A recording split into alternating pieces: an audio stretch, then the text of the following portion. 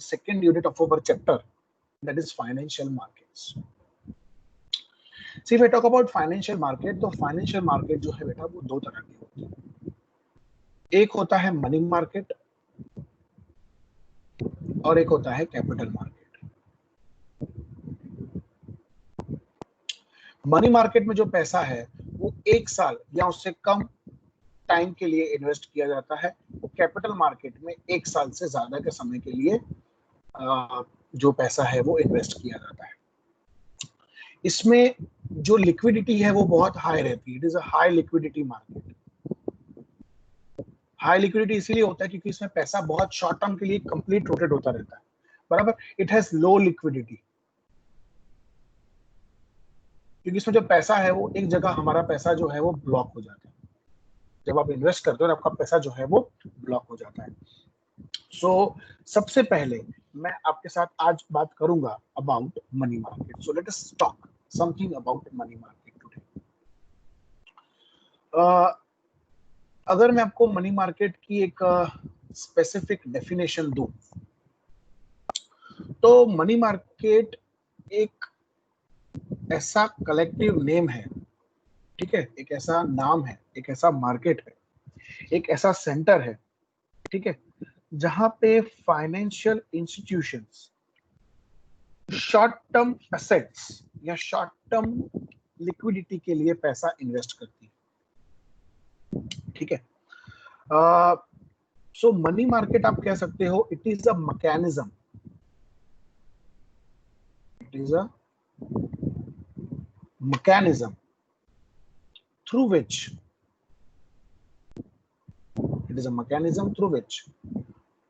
short term loans are lended and borrowed. Okay. It is associated with commercial banking system. Okay. And provides short-term financial instruments having high liquidity. सो ये money market के बारे में है कि ये क्या एक ऐसा मैकेनिज्म है जिससे शॉर्ट टर्म लोन्स या शॉर्ट टर्म के लिए पैसा बोरो किया जाता है या लेंड किया जाता है, मतलब दिया जाता है. और ये हमारे कमर्शियल बैंकिंग सिस्टम का एक हिस्सा है. ओके. इसमें बहुत सारे शॉर्ट टर्म फाइनेंशियल इंस्ट्रूमेंट्स हैं जो बहुत ही लिक्विडिटी में होते हैं. They are highly liquid because 1 साल के अंदर अंदर ये जो पैसा है आप उसे विड्रॉ कर सकते हो. ठीक है. Now if I talk about characteristics, so let us talk about characteristics. Yes please.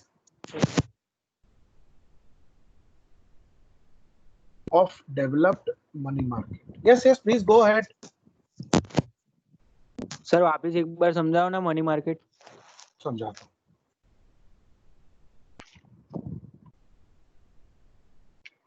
Okay. So money market एक मैकेनिज्म है. इस मैकेनिज्म के जरिए जो शॉर्ट टर्म लोन है या शॉर्ट टर्म के लिए जो पैसा है वो लैंडेड एंड बोरोड देते हैं. लैंडेड मतलब देना और बोरोड मतलब लेना.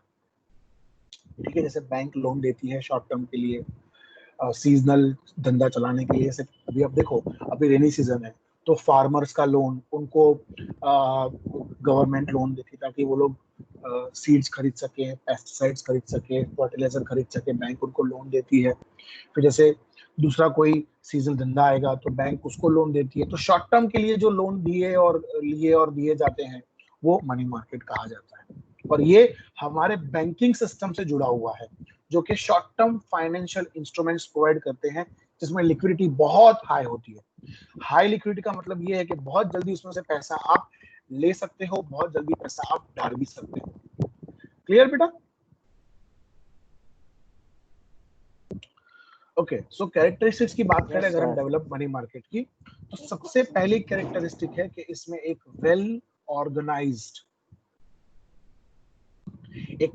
ऑर्गेनाइज्ड कमर्शियल बैंकिंग सिस्टम है। It is very important to understand this. एक बहुत ही ऑर्गेनाइज्ड कमर्शियल बैंकिंग सिस्टम है, इसमें अनऑर्गेनाइज्ड मार्केट की कोई जगह नहीं है। मनी मार्केट में जो तुम्हारा बैंकिंग सिस्टम है वो एक अच्छी तरीके से ऑर्गेनाइज्ड मैनर, जैसे हमारे इंडिया की बात करें तो एक सेंट्रल बैंक है, let us say Reserve Bank of India. It is controlled, Reserve Bank of India controls all the banks, okay, in India, all the financial institutions, banks, ठीक है। So it is a well organised, हर एक के ऊपर RBI की नजर रहती है। So it is organised commercial banking system. दूसरा, there is proper facility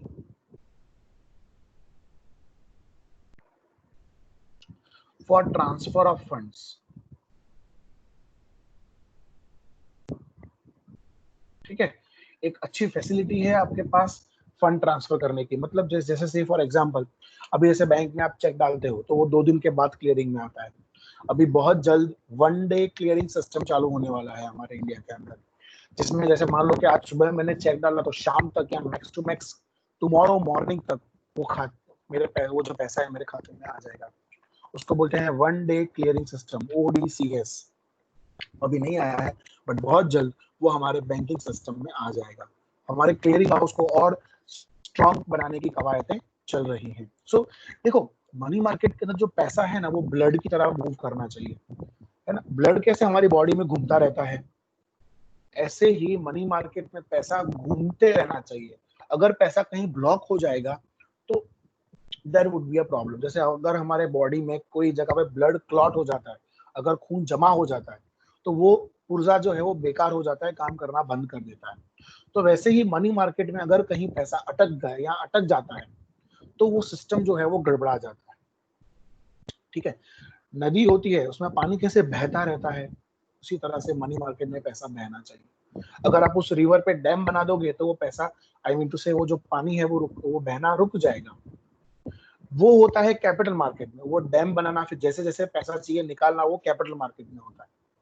capital market में जो पैसा है वो लंबी अवधि के लिए, लॉन्ग टर्म के लिए इन्वेस्टमेंट करके रखा जाता है। लेकिन मनी मार्केट में जो पैसा है वो शॉर्ट टर्म के लिए होता है। तो there is a easy transfer, easy flow of funds, ठीक है। The next point is availability of short term instruments,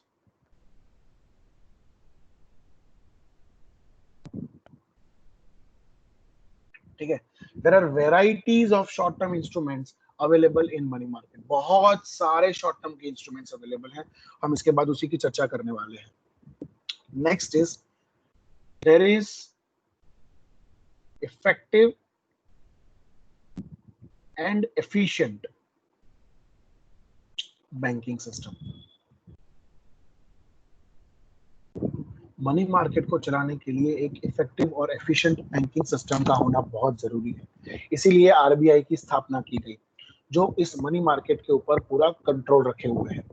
अगर आपको नहीं पता हो तो मैं बता दूं कि जो मॉनेटरी पॉलिसी है that is issued by the Reserve Bank of India, जिसमें interest rate cut, CRR, SLR, ये सब चीजों की चर्चा उस मॉनेटरी पॉलिसी में होती है, issued by the Reserve Bank of India.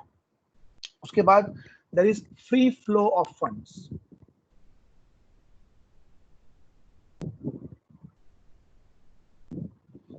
जो पैसा है उसको फ्रीली फ्लो करने के लिए जो मनी मार्केट है वो अपना काम करता है। So it is very important to see कि जो पैसा है वो एक जगह पे ब्लॉक ना हो जाए। देखो, मनी मार्केट का यही एक मेन कैरेक्टरिस्टिक है कि वो पैसे को कहीं पे ब्लॉक होने नहीं देता, बराबर। उसका काम ये है कि उस पैसे को किसी भी तरह से रोटेट किया जाए, उसे किसी भी तरह से घुमाया जाए। उसके बाद अवेलेबिलिटी ऑफ फंड्स। फंड्स की कभी कमी नहीं होनी चाहिए, ठीक है। अगर फंड की कमी हुई तो मनी मार्केट क्या हो जाएगा, ब्लॉक हो जाएगा, पैसा घूमना, रोटेट करना बंद कर देगा। जो हमने वो हर्षद मेहता और केतन पारे के केस में देखा था कि किस तरह से उसके स्टॉक मार्केट के शेयर्स गिरने लगे, उसके पास कैश की कमी होगी और जब बैंक ने उससे पैसा मांगा तब उसके पास पैसा था ही नहीं। फिर उसकी वजह से बैंक्स डूबने लगी, उसकी वजह से स्टॉक मार्केट में क्रैश आया, उसकी वजह से लिक्विडिटी करंट आना शुरू हो गया। तो उसकी रेट्रोस्पेक्टिव इफेक्ट होती है, इसको रेट्रोस्पेक्टिव इफेक्ट कहते हैं कि जब एक चीज ब्लॉक होती है तो उसकी रेट्रोस्पेक्टिव इफेक्ट होती है ना। जरा एक मानस नादार था तो एक नादार ना था, वो बहुत सारे लोगों को लेकर डूबता है, समझे आप। So there is availability of excess ample of fund. उसके बाद there are specialised institutions, there are specialised financial institutions. इनका काम ही है लोगों की सेविंग्स को शॉर्ट टर्म के लिए अच्छे रिटर्न्स के साथ इन्वेस्ट करना, ठीक है। सो ये जो इंस्टीट्यूशंस हैं they are like broking firms कह लो आप इनको कुछ भी कह लो, बैंक्स कह लो। बैंक भी एक स्पेशलाइज्ड इंस्टीट्यूशन है जो आपकी सेविंग अकाउंट, फिक्स डिपॉजिट पे आपको इंटरेस्ट ब्याज वगैरह देती है। So there is existence of what you can say specialised institutions. उसी तरह देयर आर स्पेशलाइज्ड सेक्टर्स, ठीक है। देयर आर स्पेशलाइज्ड सेक्टर्स, जैसे कि बिल मार्केट है, एक सेक्टर है। बिल मार्केट आप सबको पता होगा, बिल ऑफ एक्सचेंज मार्केट, इसके बारे में भी हम आने वाले टाइम में डिस्कस। बिल मार्केट एक बहुत बड़ा मार्केट है, તમને ખબર હશે બિલ એટલે લેણી હુંડી અને દેવી હુંડી, that is bills receivable and bills payable। आपको जब पैसा चाहिए तो आप बैंक के पास जाकर वो बिल से आप उसको डिस्काउंट करा कर आप पैसा ले सकते हो। ऐसे ही बहुत सारे छोटे छोटे मार्केट्स, इसमें लिक्विडिटी बहुत ही ज्यादा होती है। उसके बाद there is uniformity in interest rates,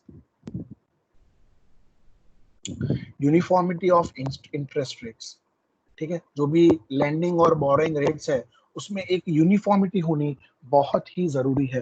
अगर बहुत जल्दी फ्लक्चुएट होंगे, जैसे कि अभी कोविड की वजह से आप देखो तो फिक्स डिपॉजिट का रेट ऑफ इंटरेस्ट 5% तक आ गया है।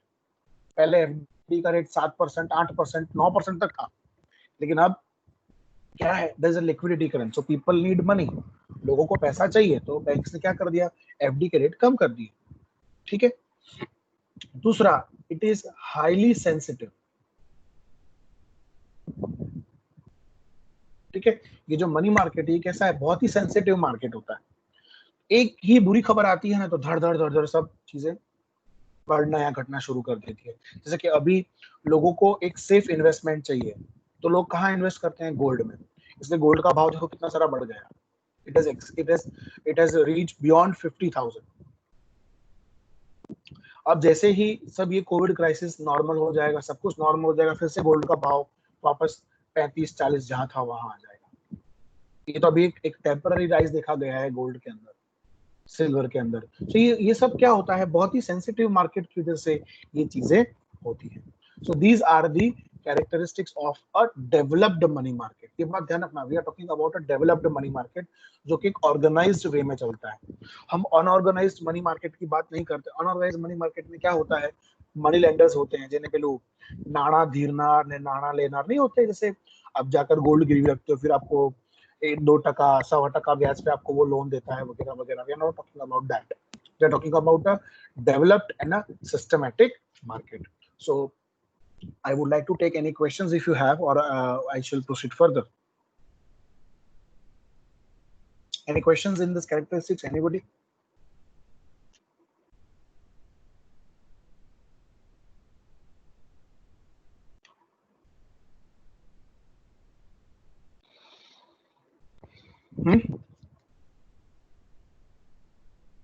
No questions, सबको सब समझ में आ गया? At least say yes or no. Yes, sir. Yes, sir. All right, thank Yes, sir. you. All right, all right. So now we are proceeding further, बेटा। अब हम आगे बढ़ रहे हैं। So ये हमारा पहला क्वेश्चन था कि what is a money market and what are the characteristics of a developed money market. Now I'll be talking with you about money market instruments.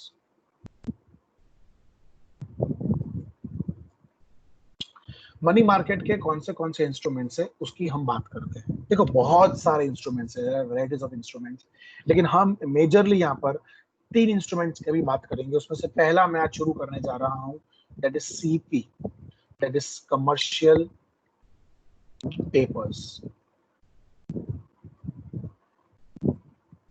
क्या होता है ये कमर्शियल पेपर? कमर्शियल पेपर एक तरह का शॉर्ट टर्म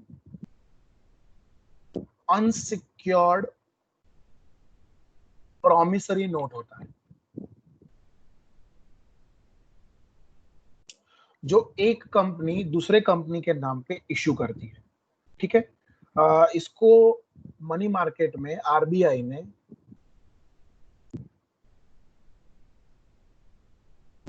जनवरी में introduce किया था 1990 में, 1990 में ये कमर्शियल पेपर्स जो है वो आरबीआई ने इंट्रोड्यूस किए थे।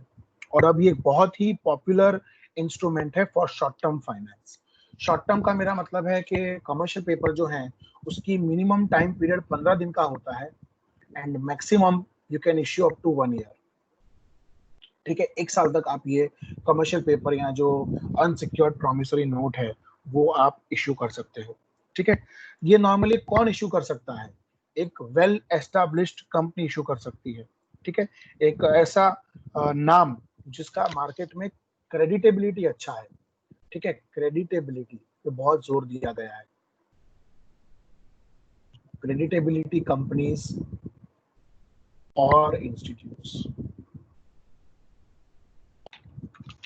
ये होता कैसे है कमर्शियल पेपर का काम? मान लो कि एक कंपनी है ए कंपनी लिमिटेड और एक है बी कंपनी लिमिटेड। ए कंपनी ने बी कंपनी से 1 करोड़ रुपए का लोन लिया है। ठीक है, सो ए कंपनी जो है वो कौन है? बोरोवर है। ठीक है, दिस इज द बोरोवर। और बी कंपनी कौन है? लेंडर है। अब ए कंपनी जो है वो बी कंपनी से 1 करोड़ का लोन लेती है। बी कंपनी ए कंपनी को 1 करोड़ रुपए देती है और बदले में ए कंपनी जो है वो एक प्रॉमिस देती है, एक प्रॉमिसरी नोट देती है बी कंपनी को कि मैं तुम्हें लेट अस से 1 साल के अंदर, ठीक है, 1 ईयर के अंदर मैं 1 करोड़ रुपए प्लस उस पर जितना ब्याज है that I will pay to B company after 1 year on so and so date.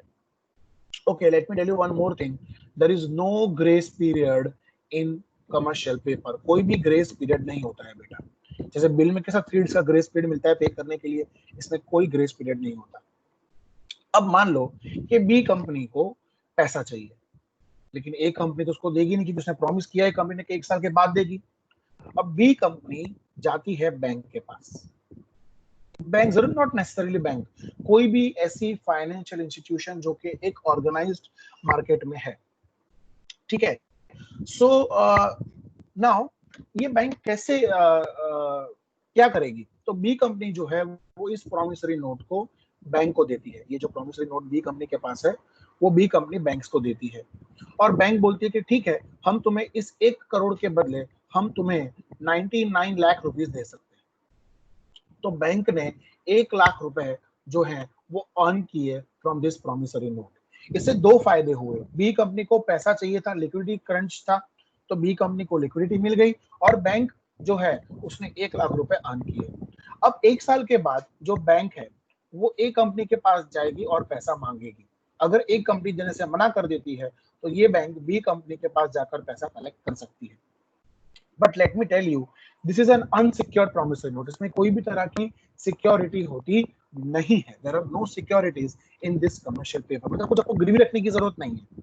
ठीक है, आप इजीली इसको खरीद और बेच सकते हो।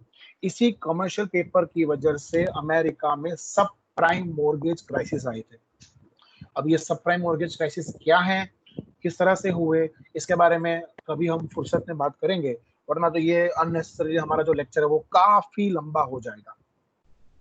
ठीक है, so anybody is having any questions in this commercial papers? Sir ये जैसे कि किसी भी बैंक में जाकर वो कमर्शियल पेपर दे सकता है?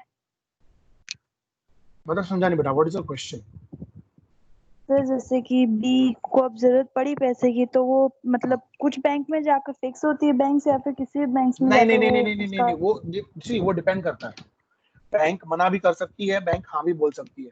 इट ऑल डिपेंड्स अपॉन, मैंने बोला ना, it all depends upon the creditability of the company. जैसे कि मान ले कि रिलायंस इंडस्ट्रीज के मुकेश अंबानी मुझे प्रॉमिसरी नोट दिया 1 करोड़ रुपए का, तो कौन सी बैंक आज के टाइम में मुझे मना कर सकती है? हाँ, लेकिन अगर मैं सत्यम का प्रॉमिसरी नोट लेके जाऊं, जो कि अभी तो खैर नहीं है सत्यम कंप्यूटर्स, उसका नोट लेके जाऊं तो कोई बैंक मुझे नहीं देगी, ऑब्वियस है। इसमें कैसा होता है, देखो ये सारा खेल है क्रेडिटेबिलिटी का। अब आप बोलोगे sir how to measure this creditability, तो उसके लिए बहुत सारे इंस्टीट्यूशंस हैं। एक मैं नाम लेना चाहूंगा क्रिसिल का। क्रिसिल एक ऐसी इंस्टीट्यूशन है जो कंपनीज को रेटिंग्स देती है, A rating, double A, triple A, ऐसी बहुत सारी रेटिंग एजेंसीज हैं। क्रिसिल है, फिर आईसीएआर है, और बहुत there are lots and lots of credit giving institution. में से हम सबसे ज्यादा जो मानते हैं वो क्रिसिल है इंडिया के अंदर, ठीक है। वो जो रेटिंग देती है उस हिसाब से उस कमर्शियल पेपर की जो वैल्यू है वो बढ़ती है। समझ में आया बेटा? क्लियर है? Yes sir, thank you. हाँ Okay, sir. okay, yes, yes. Yes, anything else? Any other question?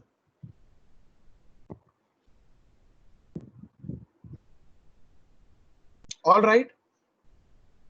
So